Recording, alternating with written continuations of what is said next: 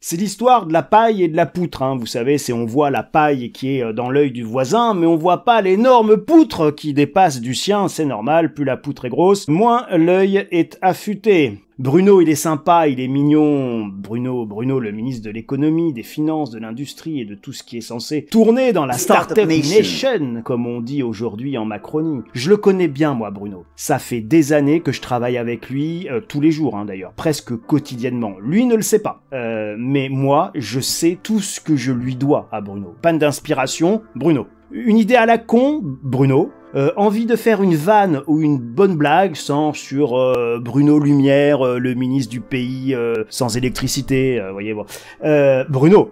Non, franchement, je ne peux pas me plaindre de mon ministre de tutelle de l'économie, même si nous, les greniers normands, on est un peu les oubliés de Bercy. On ne nous consulte pas souvent, jamais même, hein, pour tout vous dire. Il faut dire que nous avons la réputation de lire dans les entrailles des poulets, alors que c'est complètement faux. Nous lisons au mieux l'avenir dans des poules de cristal, mais des poules normandes, des poules pondeuses. Mais que voulez-vous, c'est la suffisance parisienne qui regarde la province. Bon allez, je cesse mes enfantillages pour vous parler d'un sujet nettement plus grave. Le gouvernement a annoncé une indemnité carburant de 100 € pour aider les 10 millions de travailleurs les plus modestes. Des aides sont également attendues par les artisans pour faire face à la hausse des prix de l'énergie. Bruno Le Maire, le ministre de l'économie et des finances, était l'invité exceptionnel d'Apolline Matin ce jeudi sur RMC et RMC Story. Il a annoncé la prolongation du guichet électricité pour les artisans en 2023. Un guichet, Bruno, il nous manque le numéro vert. Bruno, la situation n'est pas encore suffisamment grave pour que Bruno ait dégainé son arme fatale, le numéro vert.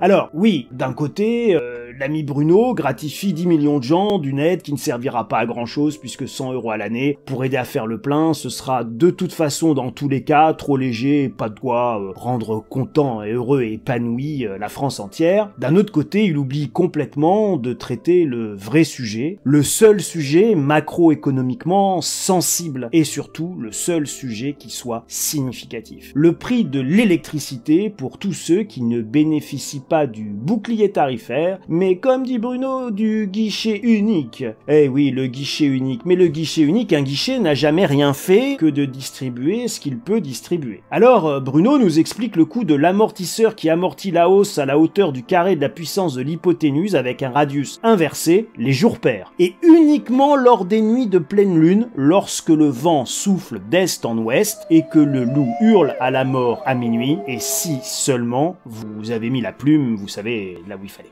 Bref, mon Bruno, ton amortisseur, c'est encore un truc d'énarque que même les polytechniciens d'EDF n'arrivent pas à mettre et à intégrer sur les factures. Et mon Bruno, réveille-toi, vous n'arrivez plus à rien. C'est à force de vouloir faire rentrer du tarabiscoté et des ronds dans des triangles qu'on en arrive à la situation où nous sommes. Alors que Bruno est confortablement assis dans son fauteuil de ministre, il pousse quand même un coup de gueule à la place de ceux qui, eux, croulent sous les charges, les impôts, les taxes et les autres rapines publiques. Le coup de gueule de Bruno Le Maire contre les fournisseurs d'énergie. De nombreux artisans s'inquiètent de leurs factures à venir. C'est le cas d'Alexandra, boulangère, qui réclame à Bruno Le Maire une aide immédiate et déplore l'hécatombe parmi ses collègues boulangers. Et elle déplore que son fournisseur d'énergie EDF ne soit pas capable de calculer l'amortisseur, cette aide qui s'adresse aux TPE et PME pas éligibles au bouclier tarifaire. Et oui, les polytechniciens d'EDF n'arrivent plus à calculer les factures selon les critères de Bruno Le Maire. Une situation qui agace, le dit Bruno. Je comprends votre inquiétude, il n'y aura pas d'hécatombe, nous ferons tout pour sauver les boulangers, je dois voir le président d'EDF demain et je vous le dis, vous devez inscrire l'amortisseur sur votre facture pour qu'il soit intégré et que ça puisse vous rassurer sur ce que vous aurez à payer, lui a-t-il répondu avant de prévenir le fournisseur d'énergie. Mon Bruno,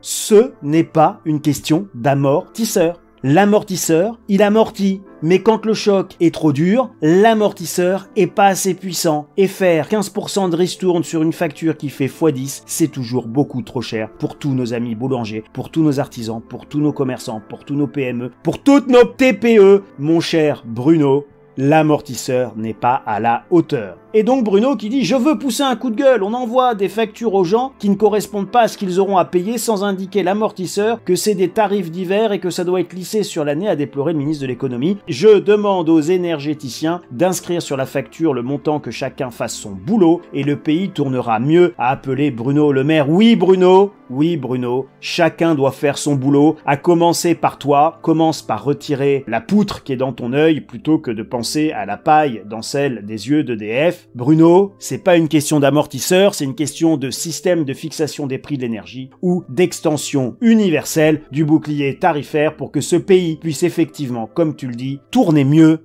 et pour que chacun puisse continuer justement à faire son boulot.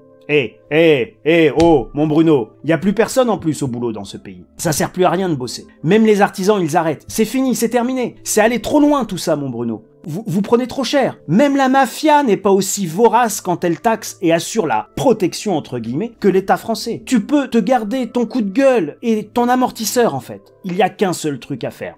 En fait, deux, mon Bruno. Tu as le choix. Soit vous nous sortez de ce système débile du marché de l'énergie libre, machin, etc. Ça fonctionne pas. J'espère que tu as compris quand même. Ou, deuxième possibilité, tu nous y laisses si tu veux. Nous en fait, on s'en fout, hein. Mais tu payes la différence et tu donnes le bouclier tarifaire à tout le monde. Bouclier tarifaire universel, quoi qu'il en coûte énergétique, point fin de l'histoire. Tu n'as pas dépensé 600 milliards d'euros pour nous sauver de la pandémie, pour tous nous faire crever cette année, quand même par manque d'électricité. Bon. Sinon, mon Bruno, les gilets jaunes, ce sera du pipi de chat à côté de ce qui va arriver. Je t'embrasse tendrement de mon grenier normand, toi, mon ministre de tutelle, toi, mon petit Bruno à moi. Vous avez compris, bref, l'effondrement, préparez-vous les amis.